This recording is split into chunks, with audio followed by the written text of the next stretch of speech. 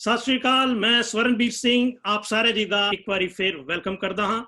ਅੱਜ ਅਸੀਂ ਗੱਲ ਕਰਾਂਗੇ 1984 ਦੀ।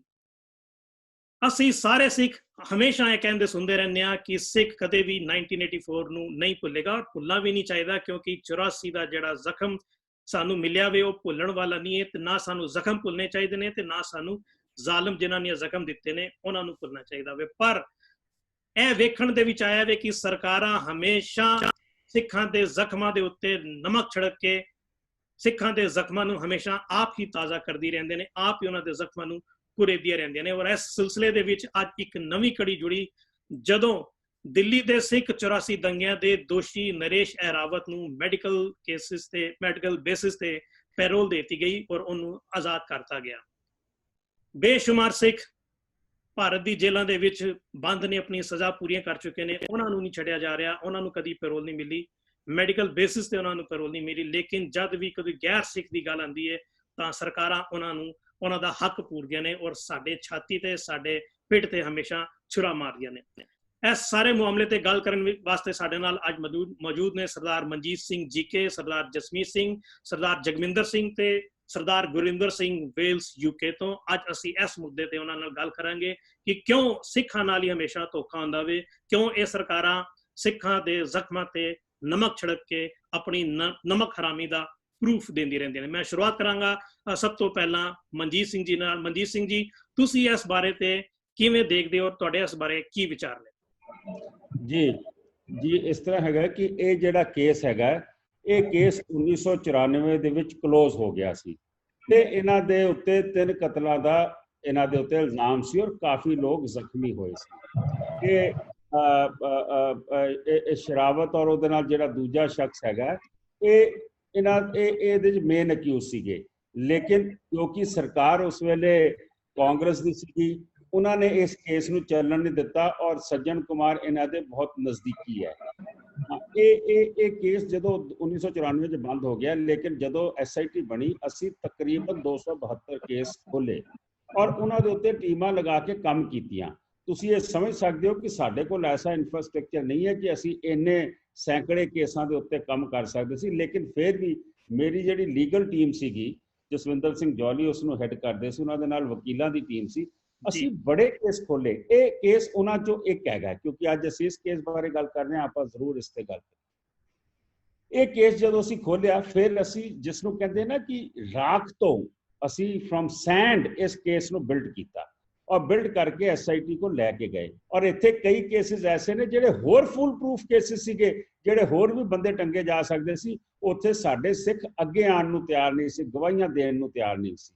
ਅਸੀਂ ਬਾਹਰਲੇ ਮੁਲਕਾਂ ਦੇ ਵਿੱਚ ਵੀ ਅੱਜ ਸਿੱਖ ਬੈਠੇ ਜਿਨ੍ਹਾਂ ਨੂੰ ਅਸੀਂ ਕੰਟੈਕਟ ਕੀਤਾ, ਜਿਨ੍ਹਾਂ ਨੂੰ ਅਸੀਂ ਬੜੀ ਰਿਕੁਐਸਟ ਕੀਤੀ ਕਿ ਤੁਸੀਂ ਭਾਵੇਂ ਅੰਬੈਸੀ 'ਚ ਆ ਕੇ ਆਪਣੇ ਆਪ ਦੀ ਗਵਾਹੀ ਤੁਸੀਂ ਦੇ ਜਾਓ ਤੇ ਇਹ ਬੰਦੇ ਫੜੇ ਜਾ ਸਕਦੇ ਨੇ। ਕਈ ਲੋਕ ਉਹਦੇ ਵਿੱਚ ਵੀ ਅੱਗੇ ਨਹੀਂ ਆਏ। ਇਸੇ ਤਰੀਕੇ ਮੈਂ ਇਸ ਕੇਸ ਦੀ ਗੱਲ ਕਰਾਂ, ਜਦੋਂ ਇਹ ਕੇਸ ਫਾਈਨਲ ਸਟੇਜ ਤੇ ਆਉਂਦਾ ਹੈ ਔਰ ਫਾਈਨਲ ਸਟੇਜ ਤੇ ਆ ਕੇ ਇਹਨਾਂ ਨੂੰ ਸਜ਼ਾਵਾਂ ਹੁੰਦੀਆਂ ਨੇ, ਇਹਦੇ ਵਿੱਚ ਇੱਕ ਨੂੰ ਸਜ਼ਾਏ ਮੌਤ ਹੋਈ ਔਰ ਇੱਕ ਨੂੰ ਉਮਰ ਕੈਦ ਦੀ ਹੋਈ ਸਜ਼ਾ। ਸਿਚੁਏਸ਼ਨ ਇਹ ਹੈ ਕਿ ਤੁਸੀਂ ਆਖਿਆ, ਮੈਂ ਵੀ ਇਹੀ ਗੱਲ ਕਹਿਣਾ ਕਿ ਸਾਡੇ ਕਈ ਐਸੇ ਸਿੰਘ ਹੈ ਨੇ ਜਿਹੜੇ 26 ਸਾਲ ਤੋਂ ਬੈਠੇ ਨੇ, ਜਿਨ੍ਹਾਂ ਨੂੰ 1 ਘੰਟੇ ਦੀ ਪੈਰੋਲ ਨਹੀਂ ਮਿਲੀ। ਉਹਨਾਂ ਦਾ ਰਾਈਟ ਬਣਦਾ ਹੈ, ਲੇਕਿਨ ਕਿਉਂ ਨਹੀਂ ਮਿਲੀ? ਕਿਉਂਕਿ ਇਹਨਾਂ ਦਾ ਇੱਕ SRB ਹੁੰਦਾ, ਜਿਹੜਾ ਇਹਨਾਂ ਦਾ ਸੈਂਟੈਂਸ ਰਿਵਿਊ ਬੋਰਡ ਹੁੰਦਾ, ਉਸ ਦੀ ਰਿਕਮੈਂਡੇਸ਼ਨ ਚਾਹੀਦੀ ਹੁੰਦੀ ਹੈ। ਲੇਕਿਨ ਕਈ ਕੇਸਾਂ 'ਚ ਮਿਲੀ ਵੀ ਹੈ, ਜਿੱਦਾਂ ਭੁੱਲਰ ਸਾਹਿਬ ਦੇ ਕੇਸ ਮਿਲੀ ਹੈ, ਸਾਡੇ ਹੋਰ ਬੜੇ ਕੇਸਿਸ ਨੇ ਜਿਹਦੇ 'ਚ ਮਿਲੀ ਹੈ ਔਰ ਉਹ ਉਹਨਾਂ ਲੋਕਾਂ ਨੂੰ ਮਿਲੀ ਹੈ ਜਿਹੜੇ ਬੜੇ ਹਾਈਲਾਈਟਡ ਨੇ। ਲੇਕਿਨ ਅੱਜ ਵੀ ਬਹੁਤ ਸਾਰੇ ਕੇਸ ਐਸੇ ਨੇ ਜਿਨ੍ਹਾਂ ਨੂੰ ਪੈਰੋਲ ਨਹੀਂ ਮਿਲੀ, ਜਿਨ੍ਹਾਂ ਵਾਸਤੇ ਅਸੀਂ ਲੜਦੇ ਪਏ ਹਾਂ। ਸਾਡੀ ਪ੍ਰੋਬਲਮ ਇਹ ਹੋਈ ਕਿ ਇਹ ਕੇਸ ਜਿਸ ਦਿਨ ਉਹਨਾਂ ਨੂੰ ਸਜ਼ਾ ਹੋਣੀ ਸੀ, ਉਸ ਦਿਨ ਅਸੀਂ ਕੋਰਟ 'ਚ ਮੌਜੂਦ ਸੀਗੇ ਔਰ ਜਿਹੜੇ ਗਵਾਹ ਸੀਗੇ ਜਿੱਥੋਂ ਅਸੀਂ ਲੱਭ ਕੇ ਲਿਆਏ ਸੀ, ਉਹ ਪੰਜਾਬ ਜਾ ਚੁੱਕੇ ਸੀਗੇ। ਉਹ ਸਾਰੇ ਭਰਾ ਵੀ ਜਿਹੜੇ ਬਚੇ ਸੀਗੇ ਜਾਂ ਉਸ ਵੇਲੇ ਜ਼ਖਮੀ ਹੋਏ ਸੀ ਤੇ ਉਹਨਾਂ ਦੇ ਭਰਾ ਮਾਰੇ ਗਏ ਸੀ, ਉਹਨਾਂ ਦੇ ਕਜ਼ਨ ਮਾਰੇ ਗਏ ਸੀ। ਕੋਰਟ ਦੇ ਵਿੱਚ ਜਿਸ ਦਿਨ ਇਹ ਕੇਸ ਪੇਸ਼ ਹੁੰਦਾ, ਜੱਜ ਨੇ ਬੜਾ ਸਖਤ ਵਿਊ ਲਿਆ। ਜੱਜ ਨੇ, ਜਿਵੇਂ ਤੁਹਾਨੂੰ ਪਤਾ ਕਿ ਪਹਿਲੀ ਫਾਂਸੀ ਦੀ ਸਜ਼ਾ 1984 ਦੇ ਕਿਸੇ ਕੇਸ ਦੇ ਵਿੱਚ ਔਰ ਇੱਕ ਨੂੰ ਉਮਰ ਕੈਦ ਹੋਈ। ਔਰ ਕਮਾਲ ਦੀ ਗੱਲ ਇਹ ਹੈ ਕਿ ਜਦੋਂ ਕੋਰਟ 'ਚੋਂ ਕੇਸ ਖਤਮ ਹੋ ਕੇ, ਮਤਲਬ ਇਹਨਾਂ ਨੂੰ ਵਰਡਿਕਟ ਦੇ ਕੇ ਬਾਹਰ ਜਾ ਰਹੇ ਸਨ, ਤੇ ਉੱਥੇ ਮਨਜਿੰਦਰ ਸਿੰਘ ਸਰਸਾ ਇੱਕ ਟੀਵੀ ਉਹਦੇ ਨਾਲ ਉਹ ਕਰਦੇ ਨੇ, ਕੀ ਉਸਨੂੰ ਕਹਿੰਦੇ ਨੇ, ਉਸਨੂੰ ਆਖਦੇ ਨੇ ਕਿ ਬਾਹਰ ਆਏਗਾ ਤੇ ਮੈਂ ਉਸਨੂੰ ਥੱਪੜ ਮਾਰਾਂਗਾ ਤੇ ਤੂੰ ਰਿਕਾਰਡ ਕਰੀ। ਉਹ ਬਾਹਰ ਨਿਕਲਦਾ, ਇਹ ਥੱਪੜ ਮਾਰਦੇ ਨੇ, ਉੱਤੇ ਗਰਮੀ ਸਰਦੀ ਹੁੰਦੀ ਹੈ। ਉਹ ਸੀਨ ਸਾਰਿਆਂ ਨੇ ਦੇਖਿਆ ਹੋਏਗਾ ਕਿਉਂਕਿ ਆਪਣੇ ਆਪ ਨੂੰ ਹਾਈਲਾਈਟ ਕਰਨਾ ਚਾਹੁੰਦੇ ਸੀਗੇ। ਪ੍ਰੋਬਲਮ ਮੇਰੀ ਅੱਜ ਇਹ ਹੈ ਕਿ ਇਸ ਸ਼ਖਸ ਨੂੰ ਅੱਜ ਪੈਰੋਲ ਮਿਲ ਗਈ 1.5 ਸਾਲ ਦੇ ਅੰਦਰ, ਪੌਣੇ 2 ਸਾਲ ਦੇ ਅੰਦਰ। ਦਿੱਲੀ ਗੁਰਦੁਆਰਾ ਕਮੇਟੀ ਕੀ ਕਰ ਰਹੀ ਸੀ? ਇਸ ਕੇਸ ਨੂੰ ਕਿਉਂ ਨਹੀਂ ਸਾਡੇ ਵਕੀਲਾਂ ਨੇ ਜਿਸ ਤਰੀਕੇ ਨਾਲ ਲੜਨਾ ਚਾਹੀਦਾ ਸੀ ਲੜਿਆ? ਪੈਰੋਲ ਮਿਲਦੀ ਨਾ, 10 ਸਾਲ ਹੋ ਗਏ ਕੇਸ ਨੂੰ, 15 ਸਾਲ ਹੋ ਗਏ ਕੇਸ ਨੂੰ। ਹਾਂ, ਉਸਨੇ ਗਰਾਊਂਡ ਲਈ ਕਿ ਮੈਨੂੰ ਮੇਰੀ ਕਿਡਨੀ ਜਾਂ ਮੇਰੇ ਲਿਵਰ ਦੇ ਵਿੱਚ ਇਨਫੈਕਸ਼ਨ ਹੈਗੀ ਹੈ, ਟ੍ਰਾਂਸਪਲਾਂਟ ਹੋ ਸਕਦਾ ਜਾਂ ਕੁਝ ਹੋ ਸਕਦਾ। ਇਹ ਸਾਰੀ ਚੀਜ਼ਾਂ ਕਸਟਡੀ ਦੇ ਵਿੱਚ ਰਹਿ ਕੇ ਵੀ ਹਸਪੀਟਲਾਈਜ਼ ਹੋ ਕੇ ਤੁਸੀਂ ਕਰਵਾ ਸਕਦੇ ਸੀਗੇ। ਪੈਰੋਲ ਦੇਣ ਦਾ ਕੀ ਮਤਲਬ ਸੀ? ਫਿਰ 3 ਹਫ਼ਤੇ ਦੀ ਪੈਰੋਲ ਮਿਲੀ ਹੈ, 3 ਹਫ਼ਤੇ ਦੀ ਪੈਰੋਲ ਦੇ ਵਿੱਚ ਉਹਦੀ ਕਿਹੜੀ ਕਿਡਨੀ ਤੇ ਕਿਹੜੀ ਲੀਵਰ ਠੀਕ ਹੋ ਜਾਏਗਾ ਜਾਂ ਕਿੱਥੋਂ ਇਲਾਜ ਕਰਾ ਕੇ ਲਿਆਏਗਾ? ਤੇ ਲੋਕਪੁਰੀ ਦੇ ਵਿੱਚ 105 ਲੋਕਾਂ ਨੂੰ ਉਹਦਾ ਕਤਲ ਹੁੰਦਾ, ਉਹਦੇ ਵਿੱਚ 85 ਬੰਦਿਆਂ ਨੂੰ ਆਰਸਨ ਐਂਡ ਲੂਟਿੰਗ ਦੇ ਉੱਤੇ ਸਜ਼ਾ ਹੁੰਦੀ ਹੈ 5 ਸਾਲ ਦੀ ਫਰਮ ਟ੍ਰਾਇਲ ਕੋਰਟ, ਥਲਵੀ ਕੋਰਟ ਤੋਂ। ਇਹ 85 ਬੰਦੇ ਹਾਈ ਕੋਰਟ ਮੂਵ ਕਰ ਜਾਂਦੇ ਨੇ।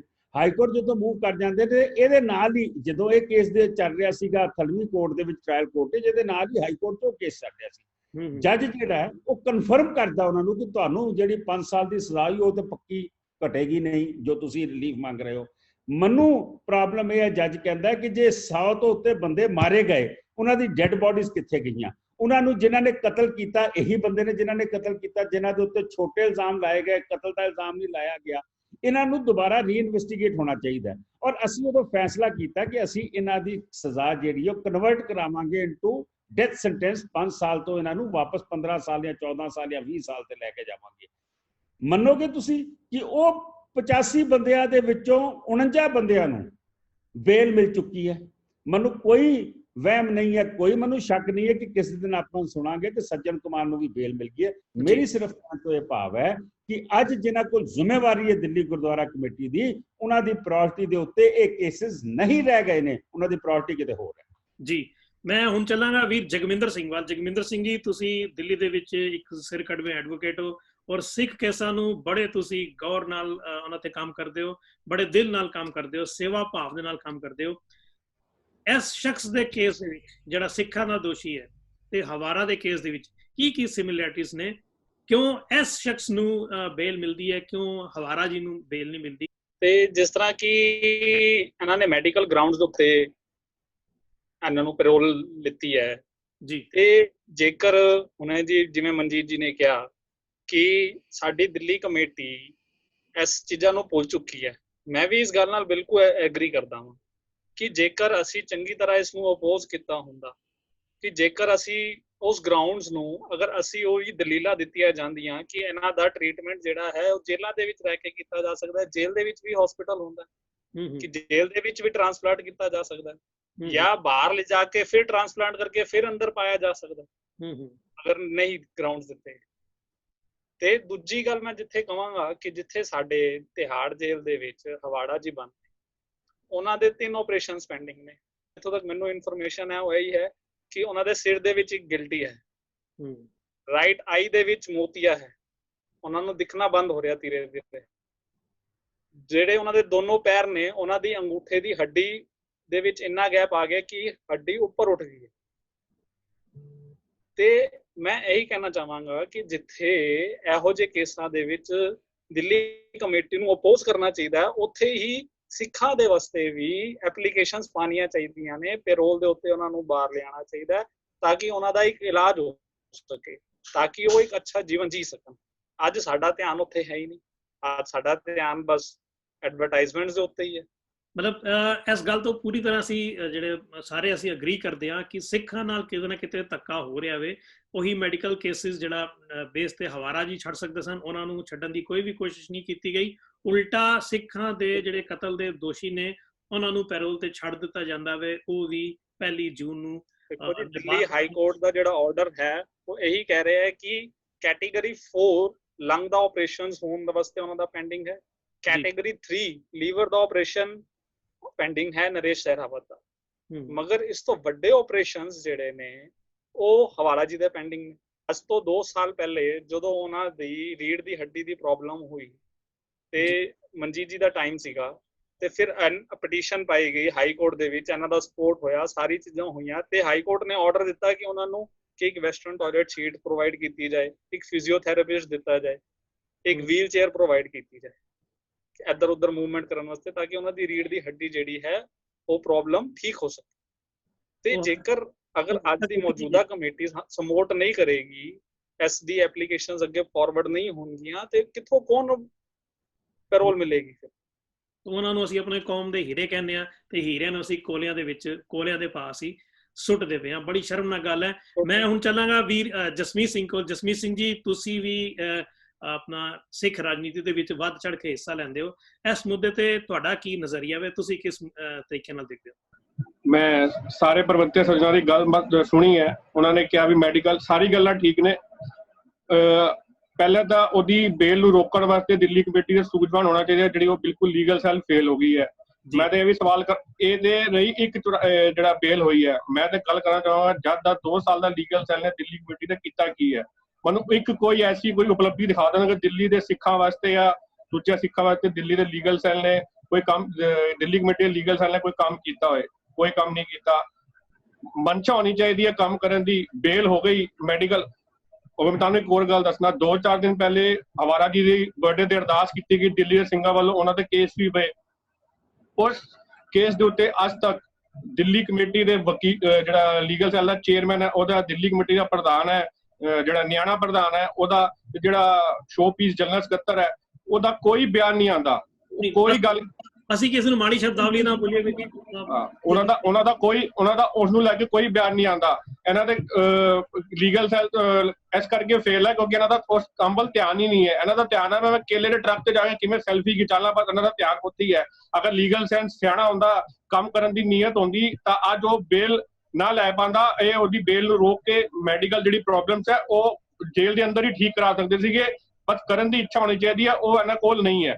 ਇਸ ਕਰਕੇ ਬਿਲਕੁਲ ਵੀ ਸਾਨੂੰ ਹੁਣ ਵਿਸ਼ਵਾਸ ਨਹੀਂ ਹੈ ਕਿ ਆਉਣ ਵਾਲੇ ਸਮੇਂ ਦੇ ਵਿੱਚ ਵੀ ਜਿਹੜੇ ਅੰਦਰ ਜਾਣ ਦੀ ਗੱਲ ਕਰਦੇ ਆ, ਮੈਨੂੰ ਤਾਂ ਲੱਗਦਾ ਜਿਹੜੇ ਅੰਦਰ ਗਏ ਨੇ ਉਹ ਧੀਰੇ ਧੀਰੇ ਕਰਕੇ ਬੇਲ ਲੈ ਕੇ ਬਾਹਰ ਆਣਗੇ, ਜੋ ਇਹਨਾਂ ਦੇ ਰਵੱਈਆ ਹੈਗਾ। ਚੱਲਾਂਗਾ ਵੀਰ ਗੁਰਵਿੰਦਰ ਸਿੰਘ ਜੀ ਕੋਲ। ਗੁਰਵਿੰਦਰ ਸਿੰਘ ਜੀ, ਤੁਸੀਂ ਨਾ ਕਿਸੇ ਪੋਲੀਟੀਕਲ ਪਾਰਟੀ ਦੇ ਨਾਲ ਸੰਬੰਧਿਤ ਹੋ, ਔਰ ਨਿਰੋਲ ਤੁਸੀਂ ਪ੍ਰਚਾਰ ਕਰਦੇ ਹੋ, ਔਰ ਸਿੱਖਾਂ ਦੀ ਸੇਵਾ ਵੀ ਤੁਸੀਂ ਵੱਧ ਚੜ੍ਹ ਕੇ ਕਰਦੇ ਹੋ, ਬਲਕਿ ਸਿੱਖਾਂ ਦੀ ਨਹੀਂ ਪੂਰੀ ਮਨੁੱਖਤਾ ਦੀ ਸੇਵਾ ਕਰਦੇ ਹੋ। ਇਸ ਵੇਲੇ ਜਿੱਥੇ ਸਿੱਖਾਂ ਨੂੰ ਬਾਰ-ਬਾਰ ਜ਼ਖਮ ਦਿੱਤਾ ਜਾ ਰਿਹਾ ਵੇ, ਔਰ ਸਪੈਸ਼ਲੀ 84 ਦੇ ਮੌਕੇ ਦੀ ਜਦੋਂ ਯਾਦ ਤਾਜ਼ਾ ਹੁੰਦੀ ਹੈ, ਉਸ ਵੇਲੇ ਇਹ ਇਹੋ ਜਿਹੇ ਹਾਲਾਤ ਪੈਦਾ ਕਰਨੇ, ਇਹ ਸਿੱਖ ਕੌਮ ਨੂੰ ਕਿੱਥੇ ਲੈ ਕੇ ਜਾ ਰਹੇ ਨੇ, ਤੇ ਸਰਕਾਰਾਂ ਦਾ ਜੋ ਹੈ ਰੋਲ ਹੈ, ਇਸ ਸਾਰੇ ਮੁੱਦੇ ਤੇ ਤੁਹਾਡਾ ਕੀ ਵਿਚਾਰ ਹੈ ਜੀ? ਮੈਂ ਸਾਰੇ ਵੀਰਾਂ ਦੀ ਗੱਲ ਸੁਣੀ ਆ, ਠੀਕ ਹੈ, ਸਾਰਿਆਂ ਨੇ ਆਪਣੇ ਐਫਰਟਸ ਕੀਤੇ ਨੇ ਕਿਸੇ ਵੀ ਲੈਵਲ ਤੇ ਰਹਿ ਕੇ। ਜ਼ਰੂਰੀ ਨਹੀਂ ਕਿ ਸਿੱਖ ਕਿਸੇ ਅਹੁਦੇ ਤੇ ਬੈਠਾ ਹੋਵੇ ਤੇ ਉਹ ਆਪਣੀ ਜਿਹੜੀ ਹੈ ਸੇਵਾ ਦੇ ਵਿੱਚ ਯੋਗਦਾਨ ਪਾ ਸਕਦਾ। ਸਿੱਖ ਕਿਤੇ ਵੀ ਬੈਠਾ ਹੋਵੇ ਤਾਂ ਆਪਣੀ ਕੌਮ ਪ੍ਰਤੀ ਉਹਦੀ ਸਮਰਪਿਤਾ ਹੋਣੀ, ਡੈਡੀਕੇਸ਼ਨ ਹੋਣੀ ਬਹੁਤ ਜ਼ਰੂਰੀ ਹੈ। ਆ ਜਿਹੜਾ ਹੋਇਆ ਨਾ, ਹੁਣ ਦੇਖੋ 36 ਸਾਲ ਹੋ ਗਏ ਨੇ ਸਿੱਖ ਕੌਮ ਨੂੰ ਜੂਨ 84 ਦਾ ਸੰਤਾਪ ਭੋਗ ਰਿਹਾ। ਹਾਂ, ਕਿਉਂਕਿ ਇਸ ਤੋਂ ਬਾਅਦ ਅਸੀਂ ਕਰ ਕੁਛ ਨਹੀਂ ਸਕਦੇ। ਕਰ ਇਸ ਕਰਕੇ ਨਹੀਂ ਸਕਦੇ, ਮੈਨੂੰ ਇਹ ਲੱਗਦਾ ਹੈ ਵੀ ਸਾਡੇ ਜਿਹੜੇ ਕੌਮ ਦੇ ਆਗੂ, ਭਾਵੇਂ ਉਹ ਧਾਰਮਿਕ ਨੇ ਭਾਵੇਂ ਉਹ ਰਾਜਨੀਤਿਕ ਨੇ, ਉਹ ਮੇਰਾ ਖਿਆਲ ਹੈ ਬੁਰਾ ਨਾ ਮਨਾਉਣ ਤੇ ਆਪਾਂ ਥੋੜੇ ਨਾ ਸਿਧਾਂਤਹੀਣ ਹੋ ਚੁੱਕੇ ਹਾਂ। ਸਾਨੂੰ ਗੁਰੂ ਦਾ ਜਿਹੜਾ ਸਿਧਾਂਤ ਸਾਨੂੰ ਦੱਸਿਆ ਸੀ ਨਾ, ਤੁਸੀਂ ਉਹ ਦਿਨਾਂ ਨੂੰ ਝਾਤੀ ਮਾਰੋ ਜਦੋਂ ਸਾਡੇ ਵੱਡੇ ਵਡੇਰਿਆਂ ਨੇ ਆਪਣਾ ਘਰ-ਬਾਰ ਛੱਡ ਕੇ ਜੰਗਲਾਂ 'ਚ ਚਲੇ ਗਏ, ਭੁੱਜੇ ਛੋਲੇ ਖਾ ਕੇ, ਬਦਾਮ ਕਹਿ ਕੇ ਭੁੱਖ ਨੂੰ ਉਹਨਾਂ ਨੇ ਦੂਰ ਕੀਤਾ। ਪਰ ਇੱਕ ਦਿਨ ਵੀ ਐਸਾ ਨਹੀਂ ਆਇਆ ਵੀ ਉਹਨਾਂ ਨੇ ਆਪਣੇ ਸਿਧਾਂਤ ਦੇ ਨਾਲ ਸਮਝੌਤਾ ਕੀਤਾ ਹੋਵੇ। ਅਸਲ 'ਚ ਪਤਾ ਕੀ ਜੀ ਗੱਲ, ਪ੍ਰੋਬਲਮ ਕੀ ਹੈ, ਸਾਡੇ ਕੌਮ ਦੇ ਉੱਤੇ ਉਹ ਆਗੂ ਮੜ ਦਿੱਤੇ ਗਏ ਨੇ, ਭਾਵੇਂ ਬਿਠਾਏ ਗਏ ਨੇ ਜਾਂ ਕਿਸ ਤਰ੍ਹਾਂ ਸਾਡੀ ਅਗਵਾਈ ਕਰ ਰਹੇ ਨੇ। ਉਹ ਬਿਲਕੁਲ ਮੇਰਾ ਖਿਆਲ ਹੈ ਕਿ ਉਹਨਾਂ ਨੂੰ ਸਿੱਖੀ ਦੇ ਨਾਲ ਕੁਝ ਸਰੋਕਾਰ ਨਹੀਂ ਹੈ। ਮਾਫ ਕਰਨਾ, ਕੋਈ ਗੁੱਸਾ ਨਾ ਕਰੇ, ਕਿਉਂਕਿ ਅਸੀਂ ਆਪੋ ਆਪਣੀ ਗੱਲ ਕਹਿ ਰਹੇ ਹਾਂ, ਪਰ ਉਹਨੂੰ ਪ੍ਰੈਕਟੀਕਲ ਤੌਰ ਤੇ ਸਾਡੀ ਗੱਲ ਜਿਹੜੀ ਉਹ ਨਹੀਂ ਮੰਨੀ ਜਾ ਰਹੀ, ਕਿਉਂਕਿ ਅਗਲੇ ਨੂੰ ਪਤਾ ਕਿ ਪਾਟੋ ਤੁਹਾਡੇ ਨਾਲ ਚ ਪਈਏ, ਇਹਨਾਂ ਦੇ ਆਪਸ ਵਿੱਚ ਏਕਤਾ ਨਹੀਂ ਆ। ਇਸ ਕਰਕੇ ਜਿਹੜੇ ਮੇਰੇ ਵੀਰ ਐਫਰਟਸ ਕਰ ਰਹੇ ਨੇ ਉਹਨਾਂ ਨੂੰ ਕਰਨੀਆਂ ਚਾਹੀਦੀਆਂ ਨੇ। ਬਾਕੀ ਜਿਹੜੀ ਇਹ ਬੇਇਨਸਾਫੀ ਦੀ ਗੱਲ ਹੈ, ਇਹ ਦੇਖੋ ਅਕਸਰ ਸਰਕਾਰਾਂ ਦੇ ਅਧੀਨ ਅਦਾਲਤਾਂ ਹੁੰਦੀਆਂ ਨੇ। ਅੱਜ ਜਿਹੜਾ ਨਾ ਪੁੱਠਾ ਕਰਮ ਹੋ ਗਿਆ। ਜੀਕੇ ਸਾਹਿਬ ਨੇ ਗੱਲ ਕੀਤੀ ਹੈ ਵੀ ਸਾਡੇ ਵੀ ਬਹੁਤ ਸਿੰਘ ਨੇ ਜਿਹੜੇ ਅੰਦਰ ਬੈਠੇ ਨੇ, ਉਹਨਾਂ ਦੇ ਵੀ ਬਹੁਤ ਜ਼ਿਆਦਾ ਇਲਾਜ ਕਰਾਉਣ ਦੀ ਜਿਹੜੀ ਗੱਲ ਅੱਜ ਕੱਲ੍ਹ ਚੱਲਦੀ ਹੈ ਵੀ ਜਾਂ ਤਾਂ ਫਿਰ ਵਰਤਾਰਾ ਜਿਹੜਾ ਸਾਰਿਆਂ ਨਾਲ ਇੱਕੋ ਜਿਹਾ ਰੱਖਿਆ ਜਾਵੇ, ਤੇ ਜਾਂ ਫਿਰ ਨਾ ਕੀਤਾ ਜਾਵੇ, ਤਾਂ ਕਿ ਸਾਨੂੰ ਬੇਗਾਨਗੀ ਦਾ ਜਿਹੜਾ ਅਹਿਸਾਸ ਕਰਾਇਆ ਜਾਂਦਾ ਨਾ, ਉਹ ਅਕਸਰ ਐਸਾ ਹੀ ਹੁੰਦਾ ਹੈ। ਜਦੋਂ ਅਸੀਂ ਇੱਕ ਦੂਜੇ ਤੇ ਬਲੇਮ ਕਰਾਂਗੇ ਨਾ, ਐਲੀਗੇਸ਼ਨ ਲਾਵਾਂਗੇ, ਉਹ ਫਿਰ ਇਹ ਪੋਲੀਟੀਕਲ ਸਿਸਟਮ ਜਿਹੜਾ ਨਾ ਸਾਡਾ ਇੰਨਾ ਵਿਗੜ ਚੁੱਕਿਆ, ਉਹ ਕਿਤੇ ਵੀ ਅਸੀਂ ਦੇਖ ਲਈਏ ਉਹ ਸਾਡੇ ਐਲੀਗੇਸ਼ਨ ਜ਼ਿਆਦਾ ਨੇ, ਪਰ ਅਸੀਂ ਪ੍ਰੈਕਟੀਕਲ ਤੌਰ ਤੇ ਜਿਹੜਾ ਨਾ ਉਹ ਅੱਗੇ ਵੱਧ ਕੇ ਕੌਮ ਦੀ ਸੇਵਾ ਜਿਹੜੀ ਕਰਨੀ ਆ, ਜਾਂ ਆ ਜਿਹੜੇ ਫਰਜ਼ ਆਪਣੇ ਨਿਭਾਉਣੇ ਆ, ਮੈਂ ਕਹਿੰਦਾ, ਮੈਂ ਤਾਂ ਪੋਜ਼ਿਟਿਵ ਹੀ ਕਹਿੰਦਾ ਨਾ, ਵੀ ਇਕੱਠੇ ਹੋ ਕੇ ਨਾ ਅਸੀਂ ਇੱਕ ਆਪਣੀ ਕੌਮ ਦਾ ਦਰਦ ਲੈ ਕੇ ਅਸੀਂ ਕੁਝ ਬਚਾ ਲਈਏ, ਤੇ ਆਉਣ ਵਾਲੀ ਪਨੀਰੀ ਜਿਹੜੀ ਆ ਨਾ, ਉਹਦੇ ਲਈ ਅਸੀਂ ਜਵਾਬ ਦੇ ਤਾਂ ਪਤਾ ਨਹੀਂ ਰਹਿਣਾ ਕਿ ਨਹੀਂ ਰਹਿਣਾ, ਚਲੇ ਜਾਣਾ, ਪਰ ਉਹਨਾਂ ਲਈ ਇੱਕ ਬੜਾ ਘਾਤਕ ਸਿੱਧ ਹੋਵੇਗਾ ਵੀ ਇਹ ਤਾਂ ਆਉਣ ਵਾਲੇ ਸਮੇਂ 'ਚ ਇਸ ਤਰ੍ਹਾਂ ਸਾਡੇ ਨਾਲ ਬੇਇਨਸਾਫੀਆਂ ਹੁੰਦੀਆਂ ਰਹਿਣੀਆਂ, ਇਹੋ ਜਿਹੇ ਕਰਮ ਹੁੰਦੇ ਰਹਿਣੇ ਆ। ਪਰ ਇਹ ਹਟਣਗੇ ਉਦੋਂ ਜਦੋਂ ਸਾਡੇ ਵਿੱਚ ਧਾਰਮਿਕ ਆਗੂ ਤੇ ਰਾਜਨੀਤਿਕ ਆਗੂ ਜਿਹੜੀ ਸਵਾਰਥਪੁਣਾ ਨਾ, ਜਿਹੜੀ ਕੁਰਸੀ ਦੀ ਭੁੱਖ ਹੈ, ਲਾਲਚ ਹੈ, ਇਹਦੇ ਵੱਲੋਂ ਮੁੱਖ ਮੋੜ ਕੇ ਕੇਵਲ ਤੇ ਕੇਵਲ ਸ਼ਬਦ ਗੁਰੂ ਦੀ ਟੇਕ ਲੈਣਗੇ। ਤੇ ਮੈਂ ਕਹਿੰਦਾ ਉਹ ਦਿਨ ਦੂਰ ਨੇ। ਆਏ ਸਾਲ 84 ਦਾ ਕਤਲੇਆਮ ਉਹ ਵੀ ਅਸੀਂ ਹੰਡਾਇਆ, ਅਸੀਂ ਦਰਬਾਰ ਸਾਹਿਬ ਦਾ ਜਿਹੜਾ ਹਜ਼ਾਰਾਂ ਬੇਗੁਨਾਹ ਜਿਹੜੇ ਆਪਣੇ ਨੌਜਵਾਨ ਜਾਂ ਉਸ ਤੋਂ ਬਾਅਦ ਝੂਠੇ ਮੁਕਾਬਲਿਆਂ 'ਚ ਵੀ ਮਰਵਾ ਲਏ ਨੇ। ਪਰ ਪੀੜਾ ਮੈਂ ਇਹ ਕਹਿੰਦਾ ਨਾ ਕਿ ਆਮ ਲੋਕ ਹੀ ਪਿਸੇ ਨੇ ਇਹਦੇ ਵਿੱਚ, ਕਦੇ ਸਰਮਾਏਦਾਰ ਬੰਦੇ ਨੂੰ ਅਜੇ ਤੱਕ ਕੋਈ ਸੇਕ ਨਹੀਂ ਲੱਗਾ, ਬਹੁਤ ਘੱਟ ਹੋਣਗੇ, ਪਰ ਆਮ ਲੁਕਾਈ ਜਿਹੜੀ ਆ ਨਾ, ਉਹਨਾਂ ਨੂੰ ਹੀ ਇਹ ਦਰਦ ਜਿਹੜਾ ਉਹ ਸਹਿਣਾ ਪਿਆ। ਪਰ ਮੈਂ ਇੱਕ ਬੇਨਤੀ ਕਰਾਂਗਾ, 5K ਬਰੋਡ ਬਹੁਤ ਸੋਹਣਾ ਉਪਰਾਲਾ ਜੀ, ਚਲੋ ਘੱਟੋ ਘੱਟ ਸਾਡੀ ਗੱਲ ਦੂਜਿਆਂ ਤੱਕ ਪਹੁੰਚੇ, ਭਾਵੇਂ ਉਹ ਭਾਰਤ ਸਰਕਾਰ ਹੈ, ਭਾਵੇਂ ਪੰਜਾਬ ਸਰਕਾਰ ਹੈ, ਸਿੱਖਾਂ ਪ੍ਰਤੀ ਉਹਨਾਂ ਦਾ ਰਵੱਈਆ ਜਿਹੜਾ ਨਾ ਉਹ ਠੀਕ ਨਹੀਂ ਆ। ਔਰ ਅਸੀਂ ਆਸ ਕਰਦੇ ਹਾਂ ਵੀ ਦੇਖੋ, ਰੱਬ ਕੋ ਡਰੀਏ, ਸਭ ਇੱਥੋਂ ਬੜੇ ਬੜੇ ਆਏ ਤੇ ਚਲੇ ਗਏ, ਤੇ ਲੇਖਾ ਸਭ ਦਾ ਹੋਣਾ, ਇੱਥੇ ਵੀ ਹੋ ਜਾਣਾ ਤੇ ਅੱਗੇ ਜਾ ਕੇ ਵੀ, ਉਹ ਤੇ ਹੁਣ ਕੁਦਰਤੀ ਖੇਡ ਆ ਜੋ ਹੋਣਾ। ਪਰ ਅਸੀਂ ਘੱਟੋ ਘੱਟ ਬੀਇੰਗ ਏ ਸਿੱਖ ਸਾਰੇ ਆਪਣੇ ਦੋਗਲਾਪਨ ਦਾ ਜਿਹੜਾ ਨਾ ਉਹ ਰੋਲ ਨਾ ਅਦਾ ਕਰੇ। ਮੈਂ ਤੇ ਇਹੀ ਬੇਨਤੀ ਕਰਾਂਗਾ ਵੀ ਅਸੀਂ ਗੁਰੂ ਨੂੰ ਸਮਰਪਿਤ ਹੋ ਕੇ ਨਾ, ਬਾਣੀ ਨੂੰ ਸਮਰਪਿਤ ਹੋ ਕੇ, ਤੇ ਪਿਆਰ ਵਾਲਾ ਮਾਹੌਲ ਪੈਦਾ ਕਰੀਏ, ਤਾਂ ਕਿ ਇਹੋ ਜਿਹੇ ਜਿਹੜੇ ਵਰਤਾਰੇ ਵਰਤਦੇ ਨਾ, ਕੁਝ ਕੁ ਠੱਲ ਪਾ ਸਕੀਏ, ਕੁਝ ਕੁ ਠੱਲ ਪਾ ਸਕੀਏ ਜੀ। ਮੈਂ ਸਾਰਿਆਂ ਦਾ ਧੰਨਵਾਦ ਕਰਦਾ ਹਾਂ, ਔਰ ਇੱਕ ਵਾਰੀ ਫਿਰ ਆਪਣੇ ਦਰਸ਼ਕਾਂ ਨੂੰ ਅਪੀਲ ਕਰਦਾ ਹਾਂ ਕਿ ਅਸੀਂ ਇਸ ਮੌਕੇ ਤੇ, ਇਸ ਪੀੜ ਦੇ ਮੌਕੇ ਤੇ, ਇਸ ਦਰਦ ਦੇ ਮੌਕੇ ਤੇ ਅਸੀਂ ਆਪਣੇ ਆਪ ਨੂੰ ਜਗਾਈਏ ਕਿ ਕਿਉਂ ਸਾਡੇ ਲੀਡਰ ਇਹੋ ਜਿਹੇ ਹੁੰਦੇ ਜਾ ਰਹੇ ਨੇ ਕਿ ਜਿਹੜੇ ਆਪਣੇ ਹੀ ਕੌਮ ਦੀ ਅਗਵਾਈ ਕਰਨ ਦੀ ਬਜਾਏ ਉਹਨਾਂ ਦਾ ਨੁਕਸਾਨ ਕਰ ਰਹੇ ਨੇ। ਉਮੀਦ ਹੈ ਇਸ ਪ੍ਰੋਗਰਾਮ ਤੋਂ ਬਾਅਦ ਕਾਫੀ ਜਿਹੜੇ ਸਿੱਖਾਂ ਨੇ ਉਹਨਾਂ ਤੱਕ ਇਹ ਗੱਲ ਪਹੁੰਚ ਜਾਏਗੀ ਕਿਸ ਤਰ੍ਹਾਂ ਸਰਕਾਰਾਂ ਸਾਡੇ ਨਾਲ ਧੱਕਾ ਕਰ ਰਹੀਆਂ ਨੇ, ਤੇ ਅਸੀਂ ਹੁਣ ਵੀ ਸੁਚੇਤ ਹੋ ਜਾਈਏ, ਤਾਂ ਵੀ ਅਸੀਂ ਆਪਣੀ ਜਿਹੜੀ ਹੈ ਜੰਗ ਹੈ ਉਹ ਜਿੱਤ ਲਵਾਂਗੇ। ਅਸੀਂ ਤੇ ਕਹਿੰਦੇ ਹੈਗੇ ਆ ਅਸੀਂ ਜ਼ਰੂਰ ਕਿ ਅਸੀਂ 84 ਕਦੀ ਨਹੀਂ ਭੁੱਲਾਂਗੇ, ਭੁੱਲਣੀ ਵੀ ਨਹੀਂ ਚਾਹੀਦੀ, ਪਰ ਇਹ ਜਿਹੜਾ ਸਾਡਾ ਬਾਰ-ਬਾਰ ਸਾਡਾ 84 ਦੇ ਜ਼ਖਮਾਂ ਤੇ ਲੂਣ ਇੱਕ ਇਹ ਛਿੜਕਦੇ ਪਏ ਨੇ, ਘੱਟੋ ਘੱਟ ਉਹ ਤਾਂ ਅਸੀਂ ਰੋਕ ਸਕਦੇ ਹਾਂ। ਸਾਰੇ ਦਾ ਧੰਨਵਾਦ ਕਰਦਾ, ਇੱਕ ਵਾਰੀ ਮੈਂ ਫਿਰ ਸਾਰਿਆਂ ਨੂੰ ਫਤਿਹ ਦੀ ਸਾਂਝ ਕਰਨਾ ਵਾ। ਵਾਹਿਗੁਰੂ ਜੀ ਕਾ ਖਾਲਸਾ, ਵਾਹਿਗੁਰੂ ਜੀ ਕੀ ਫਤਿਹ।